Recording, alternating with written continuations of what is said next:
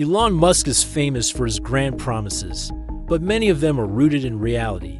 Tesla would make electric cars cool and affordable. SpaceX would colonize Mars. Boring Company would revolutionize transportation. But behind all these projects is one that's more controversial and mysterious than any other. Neuralink aims to merge the human brain with artificial intelligence and has been described by Musk as a, quote, digital superhighway. The company's first product, a wireless brain-machine interface, will go on sale in 6 months, and we know some details about it. But what is the real plan behind Neuralink? Is the digital superhighway really going to be a two-way street, or will it only allow data to flow in one direction? Some people think that Neuralink's purpose is to enhance human capabilities, allowing us to interface with our smartphones with our thoughts alone, access the cloud's vast processing power, and potentially even download digital copies of our brains. Others think that Neuralink's goal is to control us. If your brain is running software designed by Neuralink,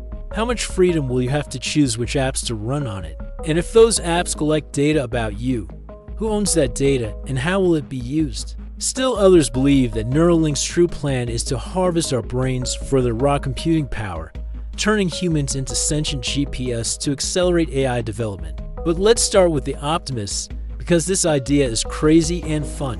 Neuralink is going to give us superpowers. At Neuralink's most recent show and tell event, the company unveiled its latest brain-computer interface, which it called the Link. This device consists of 2 parts: a surgical robot that can implant 64 electrodes into the brain during surgery, and a small wearable device that sits behind the ear and communicates wirelessly with the implanted electrodes. Neuralink says the Link will restore full-body functionality to quadriplegics, and that the first human trials could begin in 6 months. But the device that Neuralink showed off is just the beginning. Musk has said the eventual goal is to create an ultra-high bandwidth brain-computer interface that would allow humans to control computers, prosthetic limbs, and even other people's brains with their thoughts alone. How would that work? Here's one possibility. Every cell in your body has roughly 100 trillion synapses, which are the connections between neurons that allow them to communicate with each other. If we were to map every single one of these synapses onto a digital substrate like a computer chip, then we could use software to simulate any desired neural network in the human brain. This would allow us to control computers directly with our thoughts, instead of using clunky input devices like keyboards and mice. It would also mean we could download digital copies of our brains onto powerful new hardware, effectively making us smarter, faster, and better at everything we do. And here's the best part.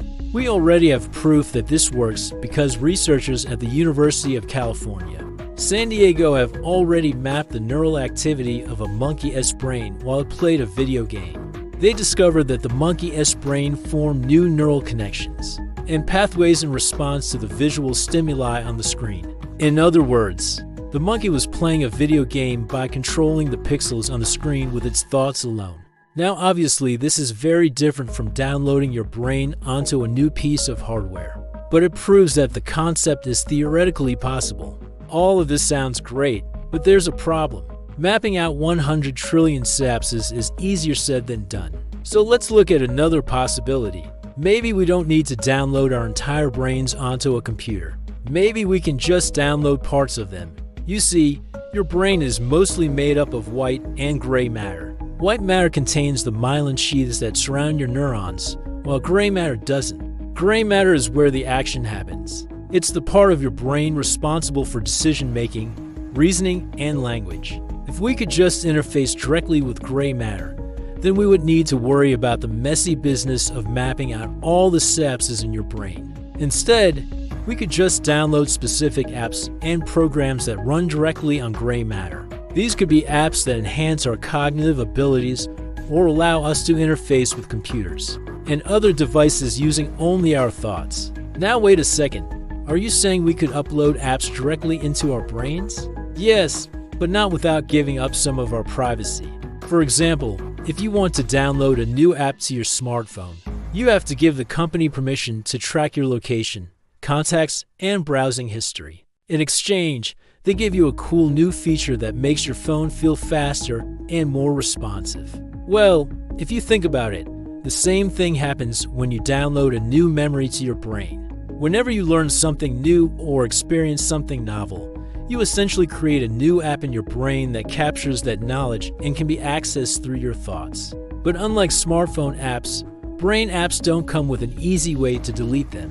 They stay in your brain forever unless you overwrite them with new memories. That means if we could find a way to program your brain directly, then we could install apps that capture your attention and influence your thoughts. Without you even realizing it, we already have evidence that this is possible. Researchers at the University of California, Berkeley have developed a new method for reading people's minds that uses machine learning to decode visual images based on the patterns of brain activity in their subjects. The researchers found that their algorithm could decode a movie shown to test subjects with an astounding 93% accuracy. Even more disturbing, the algorithm could also decode text from a keyboard readout of the subject's brain activity with nearly 80% accuracy. Imagine what a skilled hacker could do with that technology. With enough practice, they could probably become masters of social engineering, manipulating their victims into giving away passwords and other sensitive information without even realizing it. Sounds scary, but it gets worse.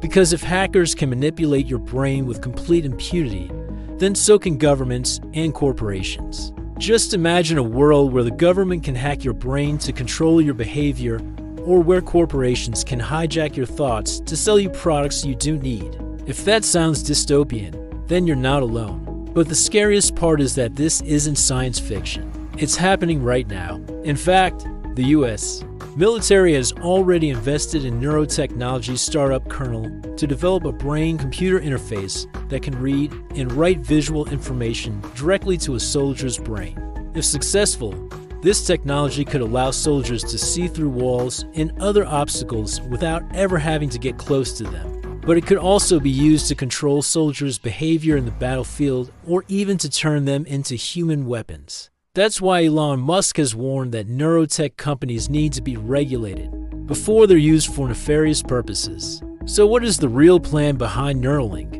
Well, the answer is probably somewhere in between Musk's utopian and dystopian visions. On the one hand, Neuralink wants to develop a brain-computer interface that can restore vision to the blind and movement to the paralyzed. But on the other hand, it also wants to create a digital advertising platform inside your brain. After all, how else are they going to pay for all those research and development costs? But what happens when one of those customers downloads an app that's designed to take advantage of them? Will Neuralink be held responsible, or will they just let the free market sort it out? Let me know your thoughts in the comments below. If you enjoyed this video, please subscribe and check out my other content. Thanks for watching, and we'll see you in the next one.